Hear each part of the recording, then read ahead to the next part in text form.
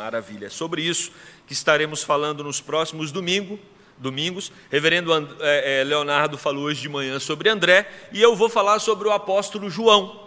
Por isso nós vamos ler esses dois textos, Marcos 3,17 e João 13:23. Diz assim o texto de Marcos: Tiago, filho de Zebedeu,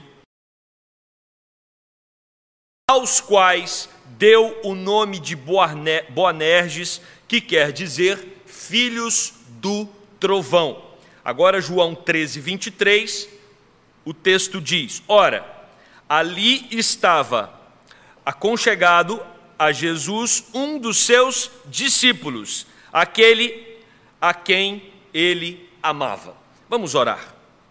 Querido Deus, fala ao nosso coração através da Tua palavra nessa noite, ilumina a nossa mente, ajuda-nos a entender aquilo que o Senhor mesmo tem para nos ensinar através da vida desse apóstolo, que foi um homem segundo o Teu coração, que viveu para o serviço do Teu reino. Ó Deus, que ele possa ser modelo para nós de alguém que teve Jesus como modelo da sua vida. Essa é a nossa oração e a fazemos no nome de Jesus. Amém e amém. Um dos perigos que nós temos com um sermão biográfico é da gente focar mais no personagem do que em quem faz a obra na vida do personagem. Então, quando a gente vai falar dos apóstolos, a gente sempre tem que lembrar que os apóstolos, se eles tinham alguma coisa boa, era Jesus Cristo, assim como nós. Se nós temos alguma coisa boa em nós, é Jesus Cristo. Se você olhar para os apóstolos e tirar Jesus, vai sobrar neles o que sobra na gente sem Jesus. Pessoas completamente perdidas e rompidas de um relacionamento com Deus. Então, quando nós olhamos para a vida dos apóstolos, o que nós percebemos é que eles estavam centralizados na vontade de Cristo. Eles estavam centralizados no amor a Jesus Cristo sobre todas as coisas. E aqui nós vamos falar de um personagem que tinha uma personalidade muito interessante. Aliás, quando a gente trata de personalidade, nós precisamos tomar o cuidado de não definirmos as pessoas de maneira superficial. É muito perigoso quando nós, apenas por olhar, ou por uma única fala, ou por um único encontro, a gente já tecer um diagnóstico a respeito de alguém, né? Ou falar sobre essa pessoa a impressão que você teve. Impressão é algo muito subjetivo e muito perigoso. Às vezes você se depara com uma pessoa muito gente boa, mas que está numa circunstância de muita tensão, e naquele momento ela te passa uma impressão de estressada, e você pode sair dali achando que aquela pessoa ela é estressada o tempo todo. Então precisamos tomar cuidado com as nossas impressões em encontros que são rápidos, que a gente não conhece com profundidade ou não caminhou muito tempo com a pessoa de quem nós estamos falando. E uma das coisas que todos nós temos, e é diferente um do outro, é a personalidade. Cada um tem uma personalidade. Quando Deus cria o ser humano, Ele faz esse ser humano com um conjunto de características, né? Alguns vão definir personalidade como esse conjunto de características psicológicas que determinam os padrões de pensar, de sentir, de agir, ou seja, a individualidade de uma pessoa e o trato dessa individualidade, tanto com ela mesma como no seu contexto social. Então é claro que a sociedade, o ambiente que você está inserido, ele vai interferir na formatação da sua personalidade. Se você vive numa família estressada, se você vive numa família que tem muita tensão, que os diálogos às vezes são diálogos onde ocorre uma agressão muito grande de um para com o outro, é natural que de alguma forma você assimile esse tipo de ação, de comportamento na sua própria vida.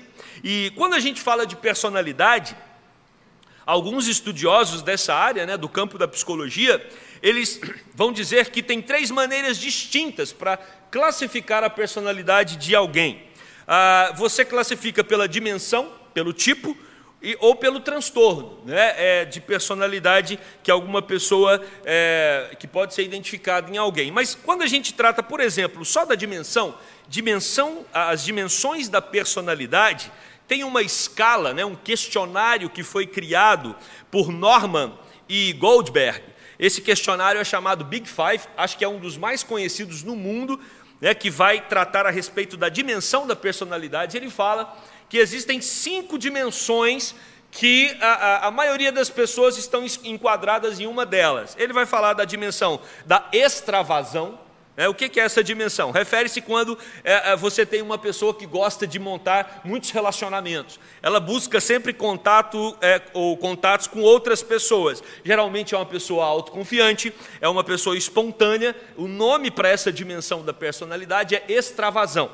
Você tem uma outra dimensão nessa escala para medir personalidade, que é a amabilidade. Tem pessoas que são amáveis. Hoje à tarde eu estava até comentando com a Isabela sobre isso, de uma pessoa que a gente conhece e que o nosso comentário era, você olha para essa pessoa, ela não precisa falar nada, ela já transmite amabilidade. Então tem pessoas que têm essa característica na sua personalidade, são pessoas gentis, elas são empáticas.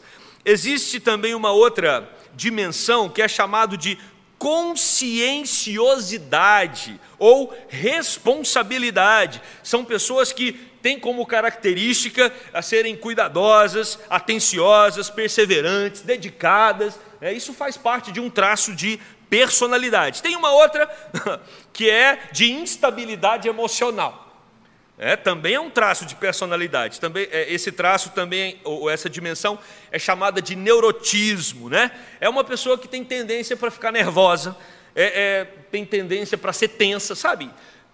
Eu sei que a gente não conhece tantas pessoas assim, mas quando ela chega no ambiente, o ambiente fica tenso. Ela chega para tensificar as coisas. E tem a última dimensão que essa escala trabalha, é a abertura para novas experiências, usando tanto a intelectualidade como a cultura, pessoas que exploram muito o pensamento, a razão e também a cultura, tendem a refletir, a serem imaginativas, são curiosas e também são originais. É interessante que a geração Y, que são jovens que nasceram de 80 até meados dos anos 90, essa geração é uma geração que tem essa marca da experiência de maneira muito enfática. É uma geração que gosta muito de viver novas experiências. Por isso que a personalidade, ela também é influenciada pelo meio e pela geração a qual você está inserido nela. Se você nasce ou se você é criado numa família onde as coisas são muito organizadas, você tende a desenvolver uma personalidade de responsabilidade. Por que eu trouxe essa introdução? Porque acontece uma coisa muito curiosa na vida de João. Nós temos na nossa mente um João que o Evangelho vai mostrar e que alguns textos bíblicos vão permitir que cheguemos a essa dedução de um João que era um indivíduo muito doce, muito amoroso.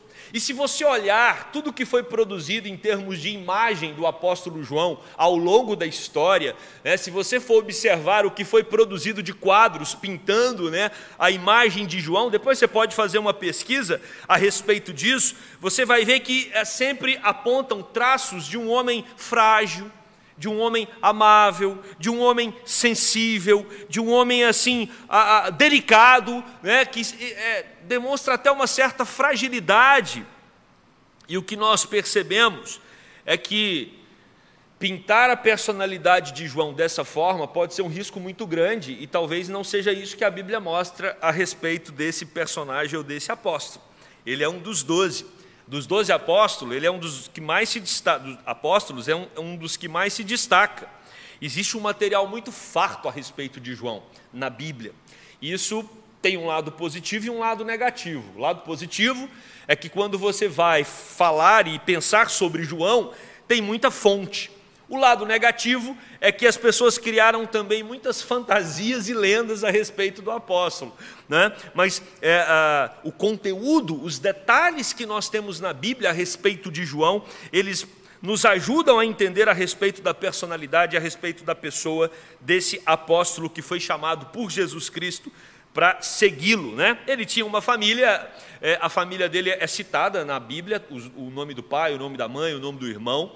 Ele é filho de Zebedeu, é o pai dele. A mãe era Salomé, ele é irmão de Tiago. Essa família era uma família que tinha uma condição financeira favorável. eles eram pescadores, mas se você se atentar nos evangelhos, você vai perceber que é como se o pai dele tivesse uma microempresa de pescaria, né? Já tinham ali funcionários, pessoas que trabalhavam para Zebedeu. Então, alguns textos vão mostrar que João tinha uma certa influência. Por exemplo, quando Jesus Cristo está sendo preso, e no processo ali do julgamento de Jesus, João tem acesso à casa de Caifás, por exemplo. Não era qualquer pessoa que poderia entrar ali. Então, mostra que havia uma certa influência, que a família de João era uma família conhecida naquele contexto. Salomé, de acordo com alguns historiadores, ela pode ser tia de Jesus. Alguns historiadores vão dizer que existe uma possibilidade de Salomé ser irmã de Maria. E o que nos ajuda a concluir isso? O que nos ajuda a concluir é porque tem alguns momentos nos evangelhos que mostram uma intimidade muito grande de Salomé com Jesus, ou uma intimidade muito grande de Tiago e João com Cristo. Quer ver? A ousadia de Salomé para chegar até Jesus e pedir para que, quando Jesus chegasse ao reinado de Israel, colocasse um filho à direita, um filho dela à direita e o outro à esquerda. Esse é um pedido um tanto quanto abusado. Você precisa ter uma certa intimidade para fazer um pedido desse para Jesus. Então isso mostra que Salomé, ela tinha um acesso razoável, né, até Jesus Cristo, um acesso fácil, não só como seguidora, mas para fazer um pedido desse.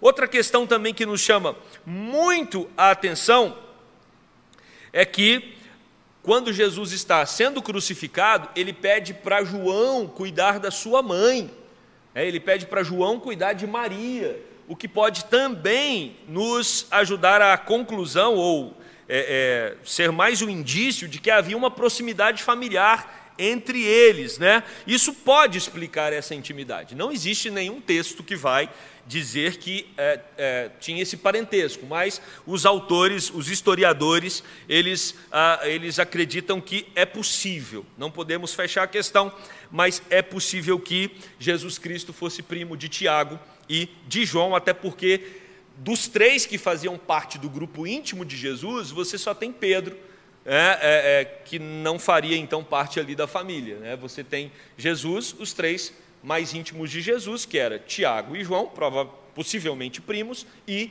o apóstolo Pedro. Somente João registra o casamento em Caná, quando Jesus faz o primeiro milagre, e é exatamente ali que nós percebemos o início do ministério de Jesus. 3 aspectos que dissolvem a imagem que ao longo da história foi pintada a respeito de João como sendo essa pessoa singela, terna, dócil, contemplativa, como dedução da expressão o discípulo a quem Jesus amava. Geralmente as pessoas entendem João dessa forma por causa dessa expressão, mas algumas características nos ajudam a dissolver essa imagem de João, de ser uma pessoa tão terna. Nós veremos que isso não fazia parte da personalidade dele, não. E vamos nos basear na Bíblia. Quer ver um exemplo? O texto bíblico vai nos mostrar que João era explosivo. A capacidade enérgica de reação e oposição. Num determinado momento do seu ministério, Jesus Cristo estava indo em direção a Jerusalém, e os samaritanos não quiseram deixar Jesus dormir ali em Samaria, numa das aldeias. Lucas 9,54, o texto bíblico diz assim: vendo isto, que os samaritanos não queriam permitir que Jesus dormisse ali na aldeia deles, vendo isso, os discípulos, Tiago e João, perguntaram: Senhor, queres que mandemos fogo descer do céu para consumir essas pessoas? Esse é o João. Jesus, o senhor quer que a gente pede o Pai para mandar fogo, para matar esses samaritanos? E Jesus, claro, os repreende. Pedro, ele não só era muitas vezes explosivo, como vimos nesse versículo, mas ele também tinha um sentimento de intolerância. Quando alguém utiliza o nome de Cristo para expelir demônios, num determinado momento do ministério de Jesus, algumas pessoas começaram a expulsar demônios em nome de Cristo. E e João fica indignado com isso. Marcos 9:39 diz: mas Jesus respondeu: não lhe proibais, porque ninguém há que faça milagre em meu nome e logo a seguir possa falar mal de mim. Então, quando João vai falar para Jesus: olha, estão expulsando demônio aí no seu nome, e nós proibimos. E Jesus fala: mas não era para vocês proibirem, porque se estão fazendo em meu nome, eles não vão falar mal de mim. Em terceiro e último lugar, que nos faz duvidar dessa personalidade tão amorosa de João, além dessa intolerância, além dessa explosão, é o anseio pelo poder. Anseio pelo poder. Num dia de eleição como hoje, onde as pessoas estão disputando o poder, a gente percebe que João era um indivíduo extremamente articulado para poder sobressair-se em relação aos demais. Havia ali todo um projeto. Nós, quando olhamos para a Bíblia, nós não podemos ler o texto bíblico sem perceber que, quando as descrições que são narradas, elas não estão envoltas de emoção, não estão envoltas de todo um processo que aconteceu antes do que está sendo descrito na Bíblia. Então, por exemplo, quando a mãe de Tiago e João vai falar com Jesus, ela não fala subitamente. Ela não é de uma hora para outra que ela cria na cabeça dela que ela tem que falar com Jesus. Não, ali é um processo que foi amadurecido. É um processo que foi articulado. Existe uma conversa entre os membros da família, com certeza, como a gente faz hoje. Quando vamos tomar decisões, essas decisões elas são articuladas, elas são pensadas. Então, na Bíblia, isso não é diferente. E aí você percebe quando não só Salomé faz esse movimento, mas o próprio João faz esse movimento de mostrar para Jesus que ele queria se destacar em relação aos demais. Marcos 10:37, responderam-lhe: permite-nos que na tua glória nos assentemos um à tua direita e o outro à tua esquerda. Aqui é o próprio João e o Tiago pedindo. Jesus, quando o senhor chegar lá, tem como? Depois é Salomé pedindo. E aí, num outro texto, são eles, os discípulos, discutindo entre eles para saber quem era o maior. Lá em Marcos 9:34, mas eles, e Jesus vendo que eles estavam discutindo sobre isso, Jesus chega e pergunta: sobre o que é que vocês estão conversando? E eles respondem, eles guardaram silêncio, porque pelo caminho haviam discutido entre si sobre quem era o maior.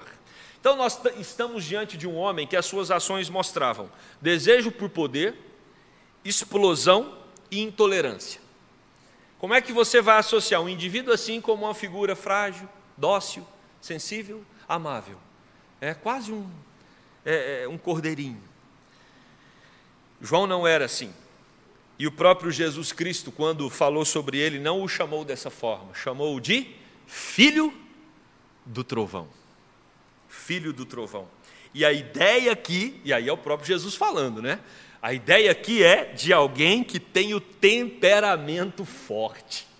Alguém que tem o temperamento forte, e quando você vai estudar a respeito dessa expressão, esse temperamento forte é uma pessoa irascível, uma pessoa impetuosa e impulsiva.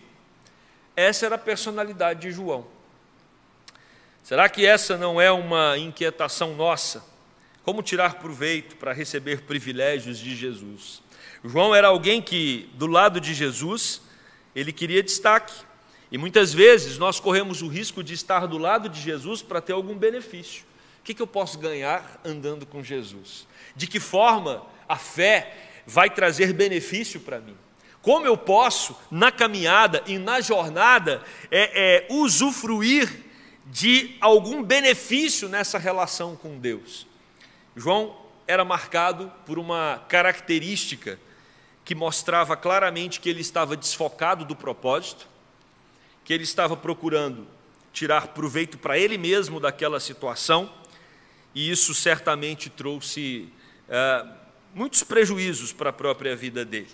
No entanto, como discípulos de Jesus, João foi progressivamente sendo transformado. Esse é o ponto. Jesus é o único que transforma filho do trovão em apóstolo do amor.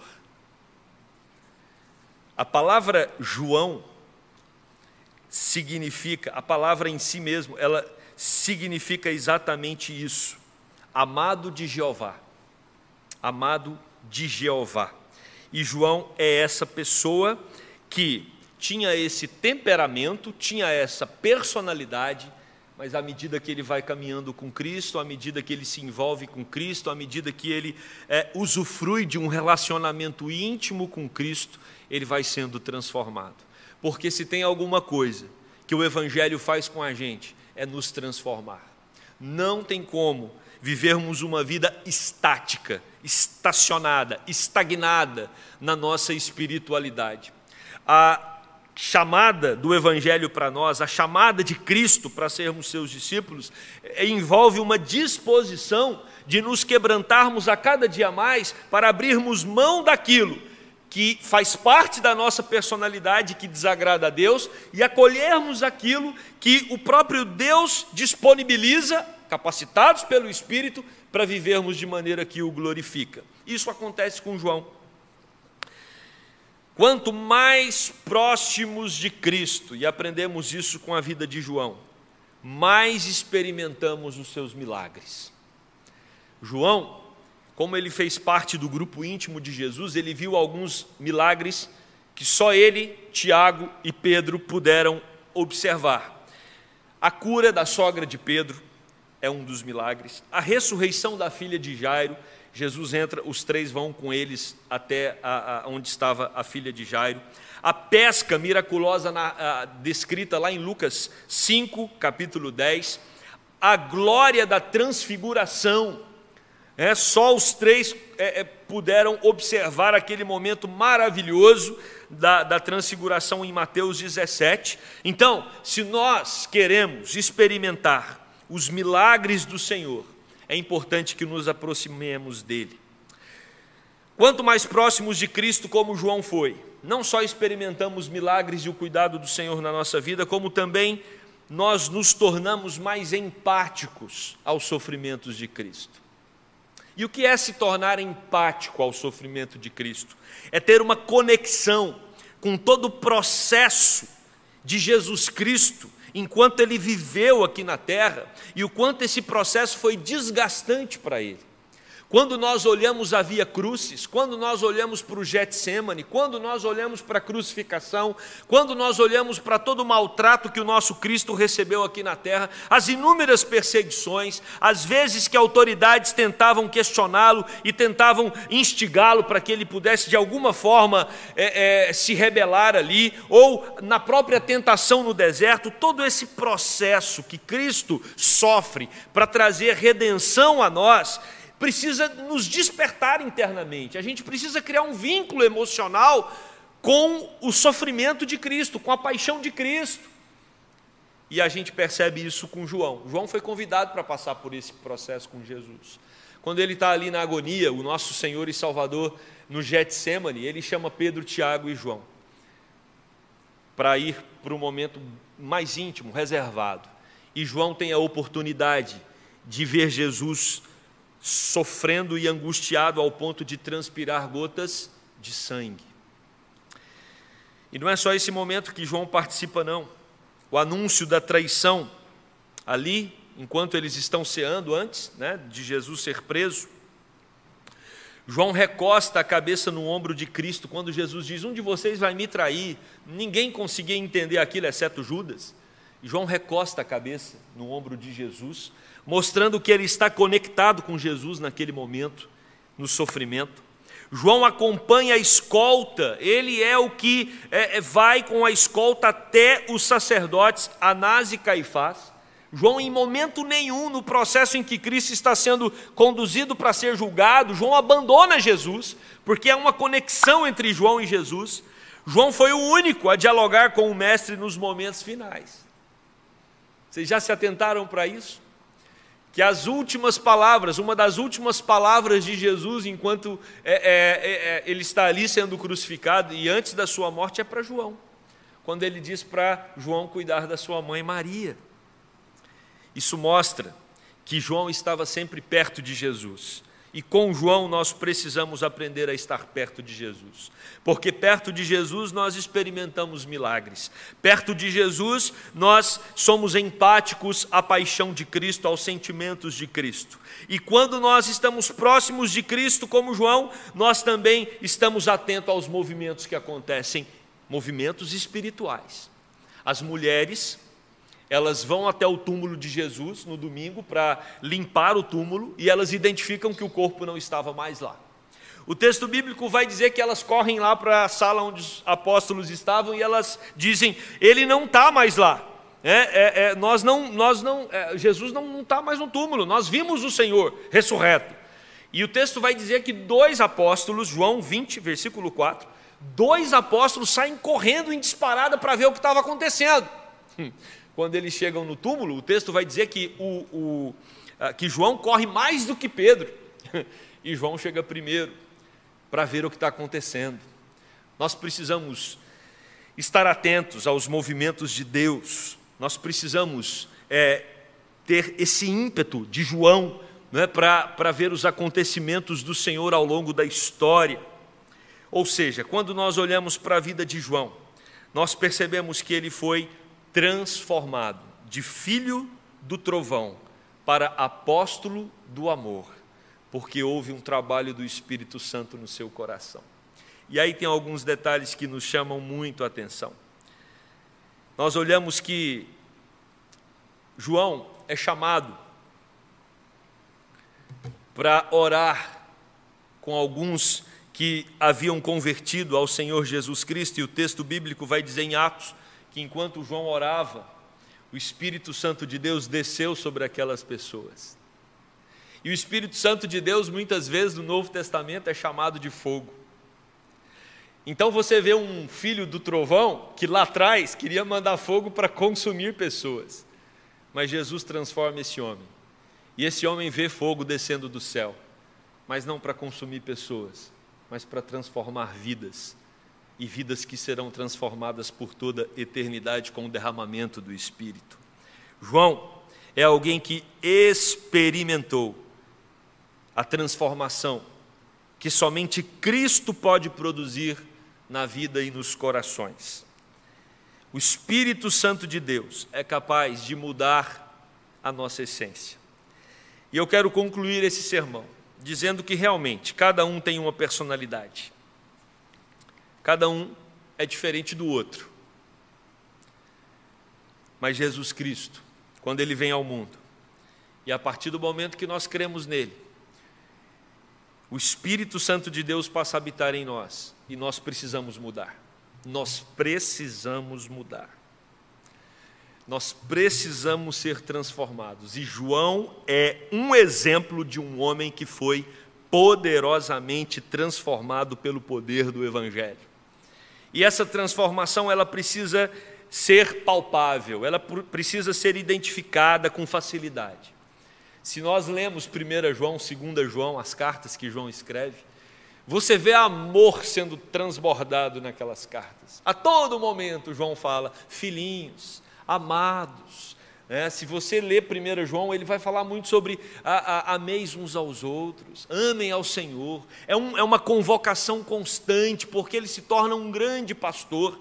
Ele é pastor na cidade de Éfeso, por muito tempo. E você percebe então que esse homem, chamado no começo de filho do trovão, ele agora tem sim essa personalidade, esse caráter moldado por Cristo e que transborda amor.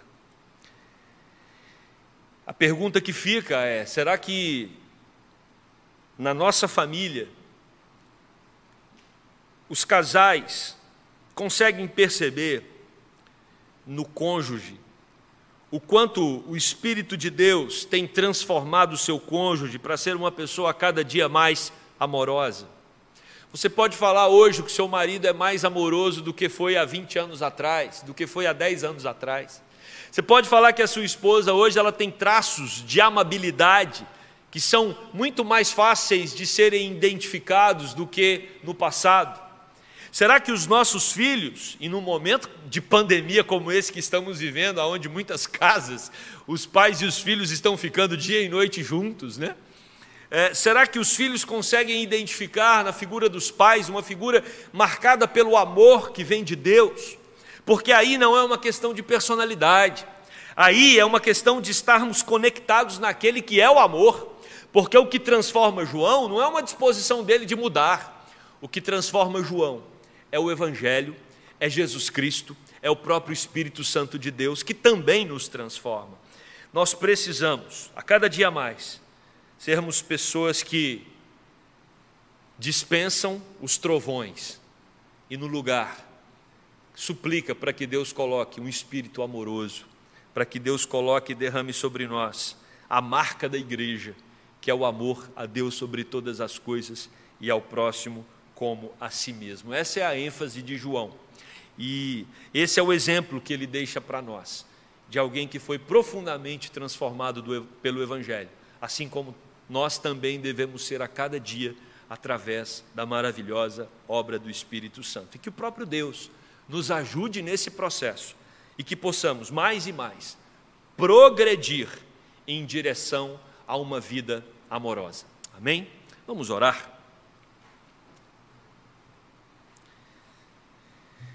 Querido Deus e eterno Pai, nos colocamos mais uma vez na Tua presença. Obrigado, Deus, pela vida de João, esse apóstolo que foi chamado por Jesus Cristo, que tinha como marca na sua personalidade a intolerância, a explosão, alguém que era obcecado pelo poder, mas que à medida que foi sendo tratado pela companhia de Cristo, ouvindo a voz de Cristo, vendo os milagres de Cristo, percebendo os movimentos de Cristo, à medida que esse homem, Deus, experimentou do Teu amor, ele foi sendo transformado e se tornou sim um pastor que pregava a respeito desse grande amor às outras pessoas, mas também vivia esse amor. Espírito de Deus, transforme o nosso coração, que sejamos também pessoas amorosas, que os membros da nossa família percebam isso, que os nossos colegas de trabalho percebam isso, que os colegas da faculdade percebam isso, que somos seguidores de Cristo, Cristo que veio revelar amor, e que somos pessoas amorosas, assim como João se transformou.